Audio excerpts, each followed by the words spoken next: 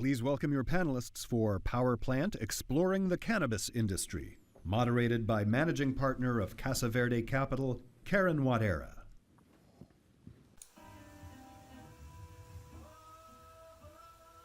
So, Mike, you've been a technology-focused investor for the past 2 decades.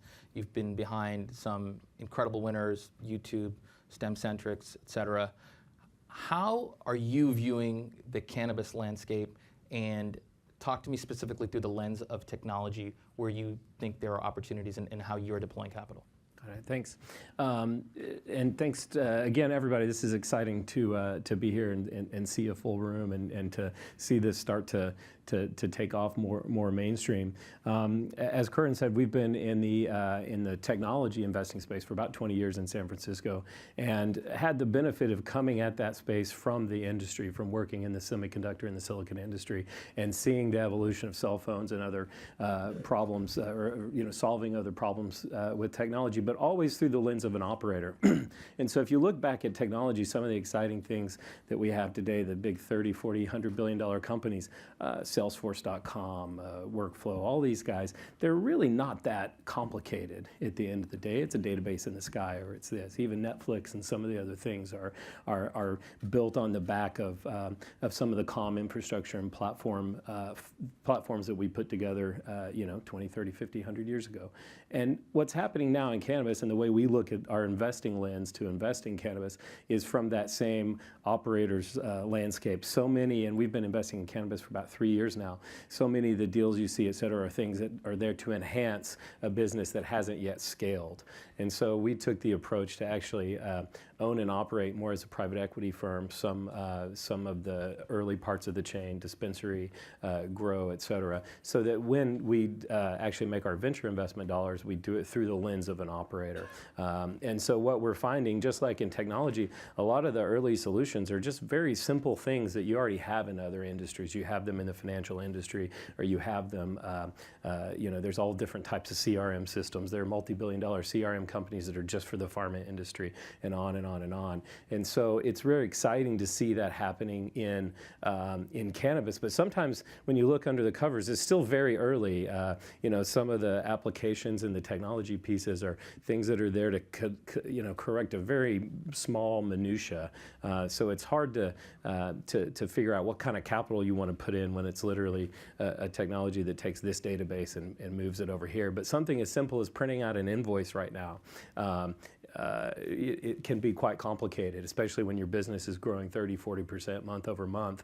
The ability to go in and have, or when you're putting something into the state database system, which I think we'll talk about later, if you make a mistake, well, that could cost you hours. So to be at the forefront of an industry like that, where some of the big technology applications aren't necessarily game-changing things, but they can really change your business right now. So that's the lens we look at it through, and we're finding some interesting things, but a lot of it is very small and nuanced.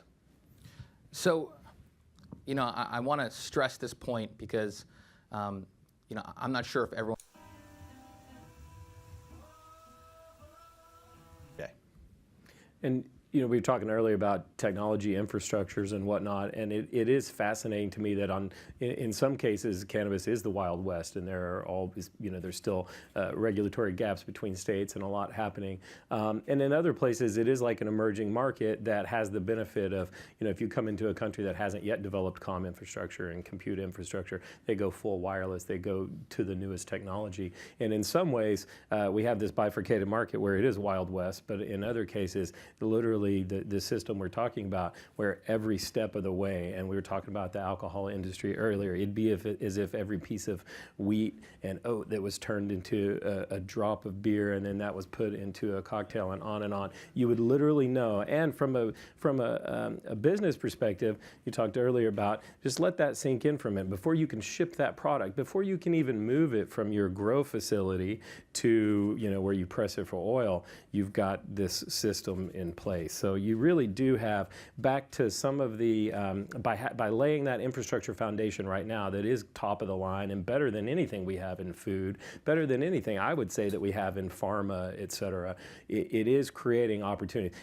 I'll be honest, I think it's definitely a big learning curve, is maybe one way to say it, as an operator, but it does create opportunities. Like I said, a lot of other technology pieces, a lot of other things that can ride on that infrastructure backbone that can solve basic business problems. Because the regulators in these systems aren't there to solve basic business problems. They're there to protect the regulators and protect the industry. And so it's up to the businesses and technologists to use that infrastructure we're building and come up with things that speed up business and get it up to the top of the line. Yeah, and I think, so now moving into a legal framework, legal environment, how are people consuming cannabis differently, and what do you expect the future to look like? Yeah. Oh. Yeah, you know, we look at cannabis at Big Rock as a vegetable, and we grow it, in fact, next to kale and cucumbers. It's just the others are $4 a pound, and it's, you know, at least 700 to hopefully 1,800 if you do it right. And so we look at it from that perspective. And honestly, when you get into the science, and we've done a lot on the biotech side of it as well, but I think most people will come to the same conclusion that it's really a vegetable that has anti-inflammatory properties. So if you go back to what Popeye was, Popeye ate spinach because it was a public service announcement. At that time, people were starting to realize that almost every disease state you had was really malnutrition.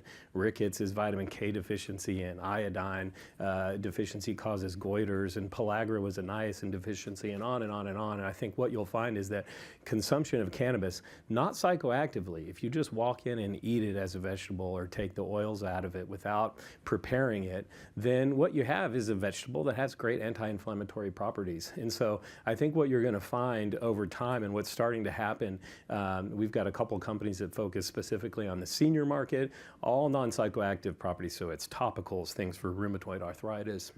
It's THCA and sort of non-decarboxylated forms of the plant that are giving people pretty tremendous relief.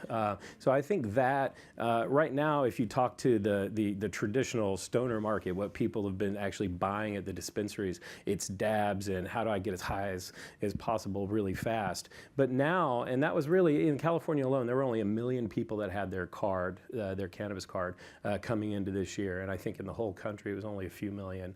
And so now in California, you can walk into a dispensary without a card. So it opens up the population dramatically. And as new states come online, it does there too. So now when you come in, it's no longer about how high can I get, et cetera. It's what can I get from grandma? What can I get from my mother? What can I get on and on for people who've been looking for alternative relief for a whole host of things. Not because it's a miracle drug, but because it's really great anti-inflammatory. If you had scurvy and you went and ate a lime, guess what? It had a pretty tremendous impact on your body. And if you have any of these diseases of inflammation and you start a cannabis regimen, I think you'll see some kind of decrease. So I think, you know, we always I look at my kid's cereal box in the morning and I'm blown away by all the additives. It's niacin and vitamin. Those aren't naturally in there. Those are things that we started adding to our cereal in order to raise the general population's health.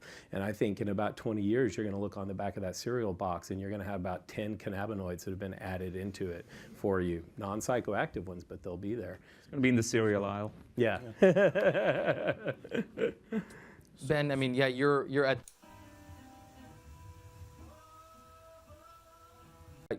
what you see going on there, and then Ben, I'd love to hear your opinion because I'm sure you're in the crosshairs of a lot of what's happening. Oh, yeah, that's the, and back to what has Canada done right, and I think a big part of the Milken conference here is, and we heard Mike Milken speaking earlier on the video screen about access to capital. Quite frankly, that's what it is, and the same reason we're talking about ancillary products here because they're safer and easier to invest in than touch the plant products. It's also a heck of a lot safer to get money in Canada, and now there's a whole whole group of investment banks that are beginning to specialize in it, and you're starting to develop a real financial industry around bringing companies public. Now, it does pose some opposite problems. You definitely have large market caps for no revenue. You've got some names that have big market caps but sort of trade by appointment, as we used to say, when there's not a whole lot of volume going on.